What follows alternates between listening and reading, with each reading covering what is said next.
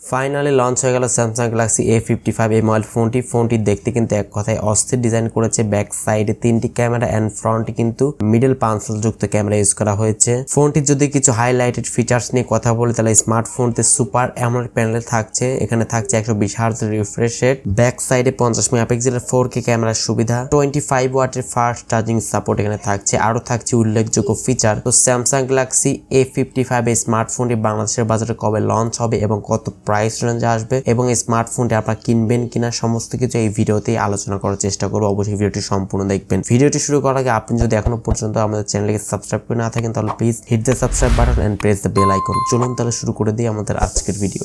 দর্শক বন্ধুরা, first of all যদি আমরা স্যামসাং গ্যালাক্সি A55 এই স্মার্টফোনটির ডিজাইন এন্ড লুকস নিয়ে কথা বলি তাহলে এই স্মার্টফোন ডিজাইনটি এক কথায় যে কারো নজর কাড়বে। ফোনের ব্যাক সাইডে 3টি ক্যামেরা সেটআপ থাকছে। ব্যাক সাইডটি কিন্তু পার্সোনালি আমার কাছে অনেক বেশি ভালো লেগেছে এবং ফ্রন্টে কিন্তু একটি মিডল পালসার যুক্ত ক্যামেরা ইউজ করা হয়েছে। এই স্মার্টফোনের ব্যাক সাইডে কিন্তু গ্লাস ইউজ করা হয়েছে এবং এখানে থাকছে IP67 ডাস্ট ওয়াটার রেজিস্ট্যান্ট এখানে ইউজ করা হয়েছে, যেটির মাধ্যমে টুকটাক বৃষ্টি ছিটে ফোটাতে কিন্তু কোনো প্রকার সমস্যা হবে না। ফোনটির ডিসপ্লে সেকশনে কথা বলতে গেলে ফোনটির ডিসপ্লেতে ইউজ করা হয়েছে 6.6 ইঞ্চি সাইজের একটি ফুল এইচডি প্লাস রেজোলিউশনের একটি সুপার অ্যামোলেড প্যানেল ইউজ করা হয়েছে। ডিসপ্লেতে আপনারা পাচ্ছেন 120 হার্জ রিফ্রেশ রেট এবং কোর্নিং গোয়েলার গ্লাস ভিকটাস প্লাস এই গ্লাসটি ইউজ করা হয়েছে। যেহেতু এখানে ফুল এইচডি প্লাস থাকছে এবং সুপার অ্যামোলেড থাকছে, তো সেক্ষেত্রে আউটডোরে ডিরেক্ট সানলাইটে ফোনকে ইউজ করার সময় কোনো প্রকার শার্পনেসের ঘাটতি আপনি ফিল করবেন না এবং ফোনটি কিন্তু স্মুথলি রান করতে পারবেন, যেহেতু এখানে 120 হার্জ এটি রিফ্রেশের সুবিধা এখানে দেওয়া হয়েছে। ফোনটি পারফরম্যান্স সেকশনে কথা বলতে গেলে ফোনটিতে ইউজ করা হয়েছে অ্যান্ড্রয়েড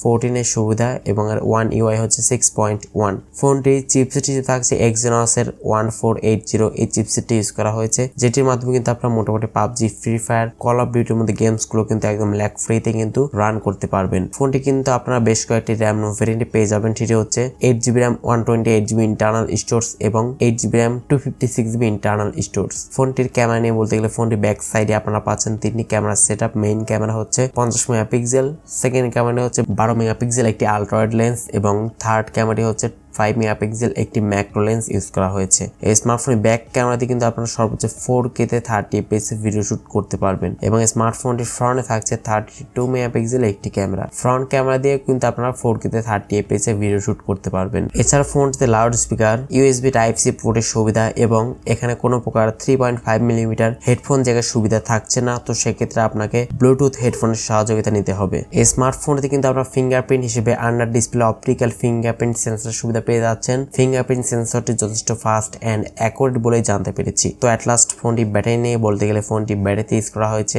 5000 mAh একটি ম্যাসিভ ব্যাটারি সেটআপ এবং 25 ওয়াট একটি চার্জিং সুবিধা এখানে পেয়ে যাচ্ছেন। 5000 mAh ম্যাসিভ ব্যাটারি সেটআপ দেওয়াতে কিন্তু আপনারা মোটামুটি 2 দিন মতো কিন্তু অনায়াসে চার্জ ব্যাকআপ পেয়ে যাবেন। যেহেতু এখানে অ্যামোলেড ডিসপ্লে থাকছে, তো সেক্ষেত্রে খুব একটা বেশি কিন্তু চার্জ এখানে বার্ন করবে না। তো সেক্ষেত্রে নর্মাল ইউজেসে আশা করছি 2 দিন মতো অনায়াসে চার্জিং ব্যাকআপ আপনি এখানে পেয়ে যাবেন। যদি খুব বেশি হেভি ইউজ করেন বা একটানা PUBG বা ফ্রি ফায়ার খেলেন, তো সেক্ষেত্রে 4-5 ঘন্টা ব্যাকআপ পেয়ে যাবেন এই ফোনটি থেকে। স্যামসাং গ্যালাক্সি A55 এই স্মার্টফোনটি বেস ভেরিয়েন্টের প্রাইসটি বাংলাদেশি প্রাইস হিসেবে হতে পারে সম্ভবত 60,000 টাকার আশেপাশে এই ফোনটির প্রাইসটি হতে পারে। স্যামসাং গ্যালাক্সি A55 5G স্মার্টফোনটি কিন্তু এপ্রিল মাসেরই কিন্তু বাংলাদেশে কিন্তু লঞ্চ হবে একটা পসিবিলিটি রয়েছে, তবে এই ফোনটি কিন্তু অফিসিয়ালি লঞ্চ হবে। অফিসিয়ালি লঞ্চ হলে কিন্তু এই স্মার্টফোনটি আপনারা অনায়াসে কিনতে পারেন। স্যামসাং ফোনের ডিসপ্লে কোয়ালিটি কিন্তু যথেষ্ট ভালো, আপনারা জানেন, এন্ড ক্যামেরা কোয়ালিটি কিন্তু যথেষ্ট ভালো থাকছে। ব্যাক সাইডে কিন্তু 4K ক্যামেরা সুবিধা থাকছে। তো স্যামসাং এর ক্যামেরা আপনারা বুঝতেই পারছেন, এটা কিন্তু ভালো ক্যামেরা পারফরম্যান্স কিন্তু আপনারা পেয়ে যাচ্ছেন। প্রসেসর ভালো এবং